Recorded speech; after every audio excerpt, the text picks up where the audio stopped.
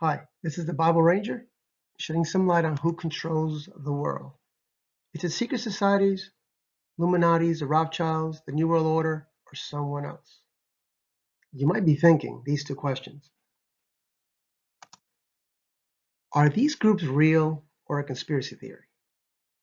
Or why hasn't anybody spoken out? Good questions. Before we get started, let's lay down a couple of foundations here. In Proverbs 1:5, it says, "A wise man will hear and increase in learning." Now, Mark Twain said, "It's easier to fool people than to convince them they've been fooled." So please keep an open mind. The word conspiracy theory was invented by the CIA, and I mean the dark side of the CIA, and I usually mean people of high positions, because the people at the bottom, they're just patriots trying to do the right thing for the country. And this was done to discourage people that are seeking the truth. Who are these groups? These secret societies, the Illuminatis, the Rothschilds, and other groups are working and plotting to get their new world order underway. These groups share their objectives one layer at a time, or depending which organization you're on, a degree at a time, a step at a time, until they have your loyalty. And lower level members, they don't know what's going on or who they serve. The others are bribed, seduced, threatened, blackmailed to do their bidding. These are powerful people. The goal is bigger than any individual. Because I had a chaplain tell me one time, like, well, this has been going on for a long time. Why hasn't this? Well, you'll see in a second. At the highest levels, these people are Luciferian, Satanists, Kabbalists, and other esoteric, which is basically occultic type ancient teachings. Some of these practices are hundreds of years old, while others originated during the Tower of Babel, which is only a few hundred years after Noah's flood. That goes way back. Both Christians and the elitists, that's a kind of a term used for them, have the same goal. And when you say elitist, the people in control is 1% of 1% of 1%, really small amount, only in the thousands. To pass down their faith, that's their goal, just like us. The difference is that Christians want people in God's kingdom, while the elitists want Satan in his rightful place, quote unquote, basically in charge, and that'll end up being through the Antichrist eventually. Now, they have hidden symbols that gives them greater power, or sometimes they call it greater magic. And it gives it power if they can throw it in your face, basically, and you don't know what it is, or they misdirect you, but it's out there, but you just don't know what it is. So I'll explain some of them basically. This first one is the seal of the dollar, right? We have Novus Ordo Securvium. I might be saying 100% right, but basically in Latin is like the new order, basically new world order, or the new age of the world. And this has, we can talk about this later. This has 13 columns. It has the all-seeing eye on top, which is basically Lucifer. They would say is God, but it's not our God, it's their God. It's always a double meaning. The second one here, Baphomet. It's usually the goat head, and he usually has one arm up and one down, as above, so below. Normally, he's depicted with breasts there. But since they have this creepy statue here with these two kids looking on him, they gave him a regular man's chest, which is not the usual. It's probably because people would say something. When you get kids involved, most people, they don't want kids to be harmed. Now, this other one here, you'll see a lot of singers, and some of them might be actors, and they're covering one eye. It has to do that has to do with the all-seeing eye. Now, this guy in particular is Justin Bieber, and even though he's doing it then, I think a couple of years ago, he became a Christian. So I remember reading that article. So he's probably not in this right now. Now here you have a star pentagram, which is representative of man. Sometimes you see witches wearing this, but if you invert this, it would be the goat's head backwards, Satan. You have here 322, skull and bones, all seeing eye here, and this bunches of symbols. I just can't put them all in here. Here you see the singer, Katy Perry.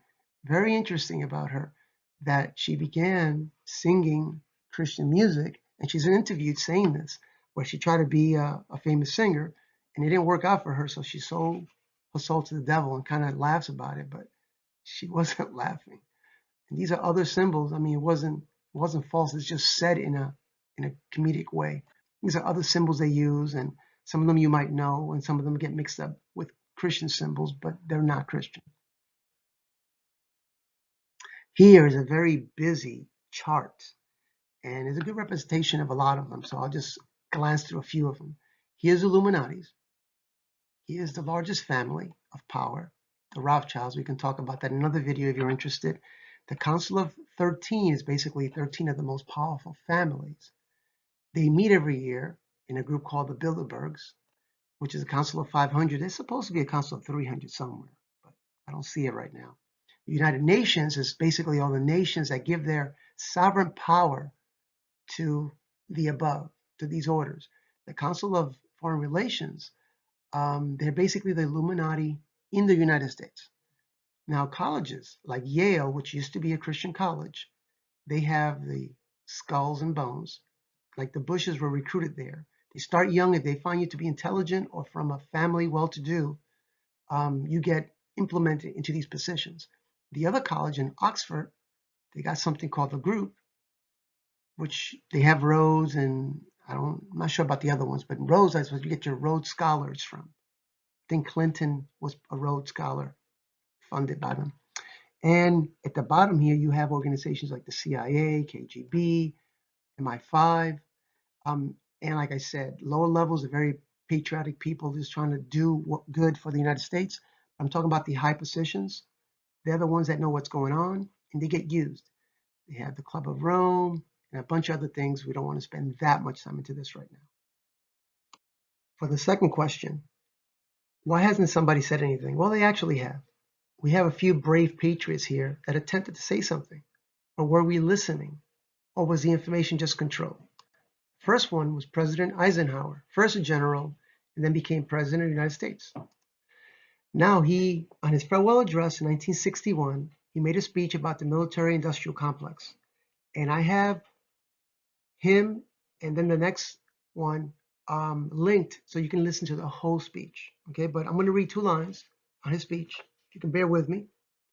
In the councils of government, we must guard against the acquisition of unwarranted influence, whether sought or unsought, by the military-industrial complex.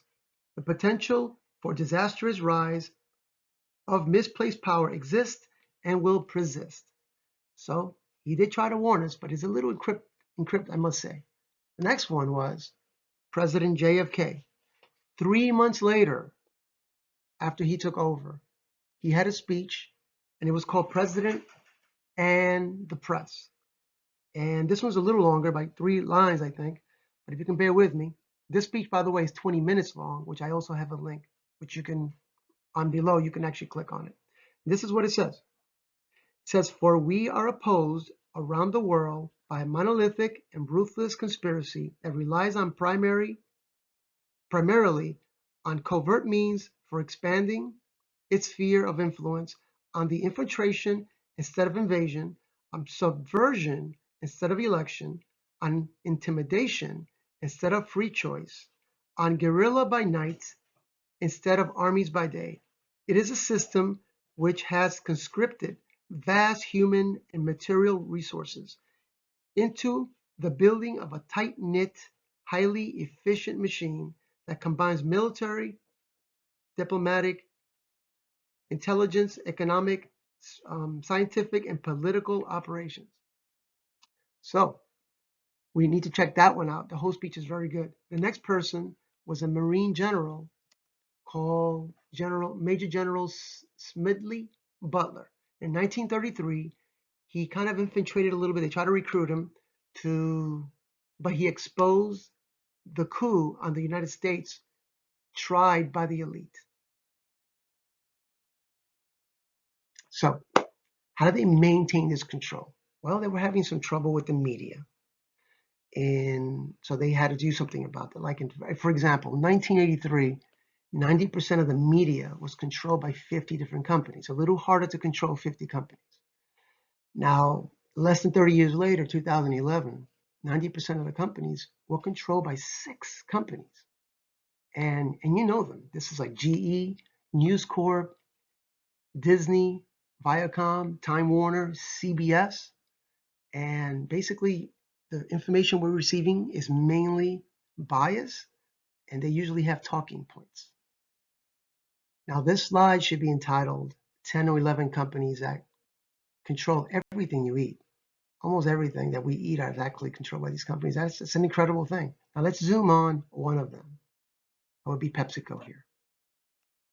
Now, PepsiCo, the main company, obviously one of their smaller companies called Pepsi, but they own Pizza Hut, Kentucky Fried Chicken as a restaurant, and Taco Bell. Now, this chart is basically a good illustration of the illusions of choice. This is beer companies. And as you can see, I don't know too much about this, but it's basically controlled by a few companies. I think here is 4 companies, and you have all these choices of beer. I can give you another chart like this where it's about banks, and it's like 37 banks controlled by only 4. There's another chart that you can see the manufacturers of cars, where it's like, I believe it's 54 cars, and they're controlled by 14.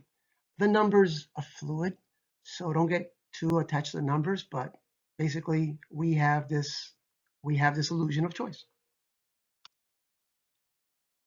Here's what I think.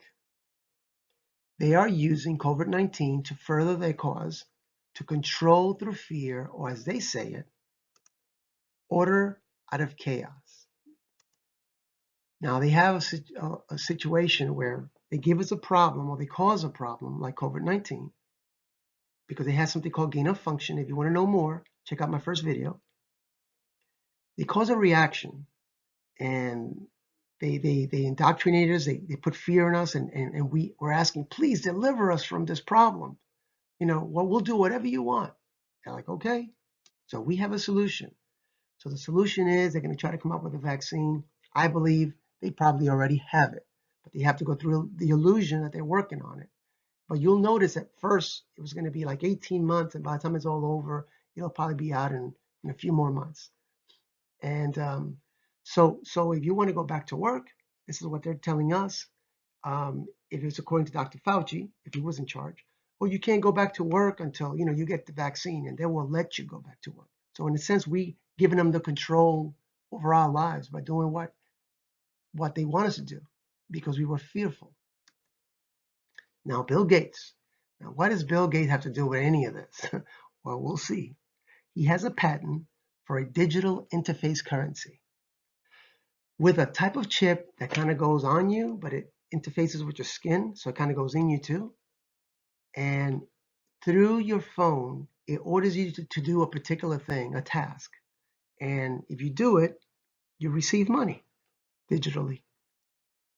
Now, it's got a patent number, and listen to this patent number. This is what it is. It's 2020, because he just did it in March of 2020. And the number is 060606. Really? What is Bill Gates doing in charge of vaccines anyway? Well, there's so much I can say about that, but I don't have time for this slide here. Oh, wait. What does he have to do with it? His father was the president of Planned Parenthood. They keep this in the family. These people, they look like they're doing one thing, but their ultimate cause is another. Anyway, that sounds a little bit like Revelations 13:18, which is the verse that talks about the 666. Either pause this if you like and read the rest of the picture there, or come back to it and look at it. It's interesting information, but you can look this up yourself. Some people call it the Stonehenge of America. This is in Georgia, and I was there with my family years ago, so I've seen this myself. And basically, this is the 10 Commandments of like the New World Order. You can walk up to it. It's free. It's just when you get to the street, it's out into the woods or into the pasture, I don't know, 400 feet, 500 feet. So you have to look for it. These are 10 foot tall, but they look tiny when off the street. And I have a link for this also. So when you click the link, you can read all of them. I'm just interested in the first of their 10 Commandments, which basically says that they should keep the world population at 500 million with a B. And when this was erected, it was somewhere between 79 and 1980. The population then was 4.8 billion. So that kind of tells you that they are a depopulation organization. Now, while we wait before the Antichrist comes and all that, I think we have time, but we don't just wait to do nothing. There's work to be done. In Matthew 5:13 to 16, we are the light and the salt. The darker the night, the brighter the light. And as an example, you ever seen a little old-fashioned Christmas lights that are really tiny? I mean, probably less than 1 watt. And when it's really dark, you can see that little Christmas light. Well, the same thing with us. You might feel inadequate. I don't know too much as a Christian, but you can do a lot. Pass the word. It seems in society that the darker, well, the brighter the light in us through Jesus, of course, and the more salty we are, the less these elites can do their bidding. So we have to stand up. We just can't, sit down and watch televisions for 3 hours, especially with this COVID thing going on. You have to do something. When he's weak, when we're weak, he's made strong. We occupy until he comes. That's what the Bible says. We don't give up. We still get married. We still have kids, and we get involved. Because in World War I, they probably thought the world was over. In World War II, they probably thought the world was over. If you ever see some of those pictures of all the buildings in London and in Germany and those places, they're devastated. I mean, things can get rough, but it doesn't mean we still go on. We have a mission. Pray for our president. He has an uphill fight against the swamp. No doubt that many of them work for the elite. And I've seen posters of Satan and Jesus hand wrestling. There's no competition. I just wanted to comment on this because it just kind of bothers me. Jesus, as God in the flesh, he created the animals and the oceans and the trees and the earth, space, and the universe. What has Satan created? He creates chaos and nothing else. On the bright side, we win. Christ is coming back, and he's going to end all these kingdoms. He's going to set up his kingdom for 1,000 years, in which we who have accepted Christ into our heart and asked forgiveness and repented are going to rule with him. So there's plenty of good study out there. I'll do my best to help you grow, but everybody has to do their part. And ultimately, the question is, who's in control? God is in control. He's just letting man go through his prophesied events, which is setting up their own kingdoms until he takes over the world again and rules it completely. So this is the Bible Ranger, keeping the Bible simple with rich content. And don't forget to subscribe and give me a thumbs up and share. Thank you very much.